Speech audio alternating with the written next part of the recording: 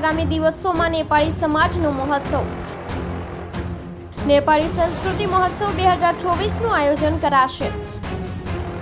આગામી 19મી મેના રોજ નેપાળી સંસ્કૃતિ મહોત્સવ યોજાશે। વરાછા મિની બજાર પાસેના સરદાર વલ્લભભાઈ પટેલ હોલ ખાતે આયોજન કરાયું।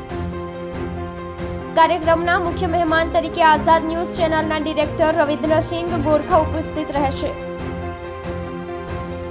કાર્યક્રમમાં નેપાળ સમાજના નામાંકિત ગાયક, ડાન્સર, લોક કલાકાર, મોડેલ સહિતના કલાકારો અવનવા કાર્યક્રમ રજૂ કરશે। મારું નામ રાજુ કલવા છે। રાજુભાઈ, કયા પ્રકારના કાર્યક્રમ રાખવામાં આવ્યો છે? આ અમારે નેપાળી સંસ્કૃતિ કાર્યક્રમ છે। અમે આમ તો સુરતમાં ઘણા વર્ષથી કરીએ છીએ, પણ વચ્ચે આ 8-10 વર્ષના અંતરાલ પછી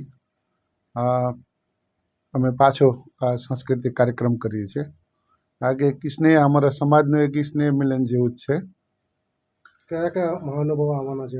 અમારે નેપાળી સ્ટાર છે, જેમ કરીને આ પ્રોગ્રામ અમારો NPIN ટચ પીવીટી લિમિટેડનું આયોજન ફર્સ્ટ મની લિમિટેશન પ્રસ્તુતિ છે એના તરફથી અમારે આ છે 9 વર્ષ અમારે જે નેપાળી પ્રકારનો છે સુરત સાંસ્કૃતિક મહોત્સવ 2081નો આ મહોત્સવ છે।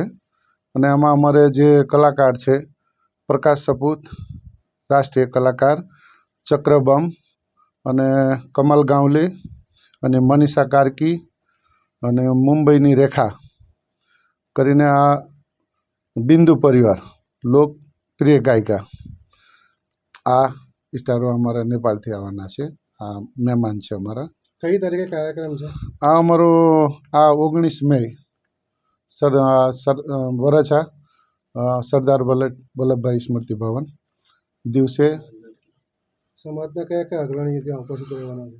સમાજના અગ્રણી આમ તો અમારા સમાજના છે ઘણા સંઘ સંગઠનને મેં આમંત્રણ કરેલા છે। હવે એમાં મુખ્ય ભૂમિકા કરીને તો અમારા સ્ટાર છે, અને અમારે જે પ્રમુખ અતિથિ તરીકે અમે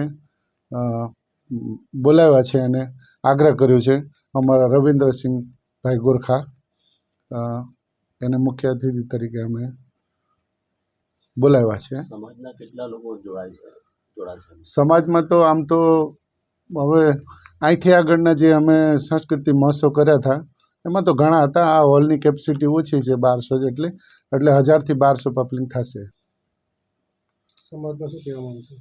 હે સર, સમાજને શું કહેવા માંગુ છું? સમાજને, સુરતવાસીઓને જેટલા આ ન્યૂઝમાંથી હું બોલી રહ્યો છું, આ ન્યૂઝના આઝાદ ન્યૂઝ ચેનલમાંથી, કે જે ભાઈ આ ન્યૂઝ જોતા હોય અમારા સમાજના, નેપાળી સમાજના લોકો કે બીજા અમારા સુરતના ભાઈઓ બહેનો ને જેને પણ અમે આગ્રહ કરીએ છીએ કે અમારે સરદાર વલ્લભભાઈ પટેલ હોલમાં 19 મેના દિવસે 3થી 6:30નો આ પ્રોગ્રામ છે। એમાં આવીને આવશો તો આભાર છે, અમે આભાર વ્યક્ત કરશું। આ એક સાંસ્કૃતિક કાર્યક્રમ છે, સ્નેહ મિલન જેવું છે। આ કાર્યક્રમમાં શું કરવામાં આવે છે?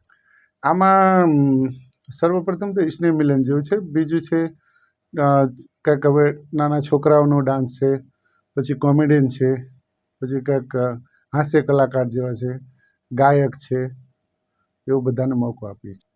સર્વપ્રથમ તો હું આઝાદ ન્યૂઝ ચેનલને હાર્દિક અભિનંદન કરું છું કે મને આ સન્માન આપ્યું અને મને બોલાવ્યો। અને અમારા ભાઈ, અમે તો ભાઈ જ કહી છે, અમારા ભાઈ રવિન્દ્રસિંહ ગોરખાને હૃદયથી હું એને અભિનંદન આપું છું। એનો ફૂલ સન્માન કરીએ છીએ અમે, અમારા સમાજના લોકો અમે એને માનીએ છીએ। બધાના નાના મોટા કામમાં, સુખ દુઃખમાં એ અમારી આગળ ઊભા રહે છે, એટલે આઝાદ ન્યૂઝ ચેનલનો હું ખાસ કરીને આભારી રહીશ। એમ કરીને અમારે જે વિશેષ સહયોગી છે, અમારે ખાસ કરીને વિશેષ સહયોગી પ્રેમ સોનીજી,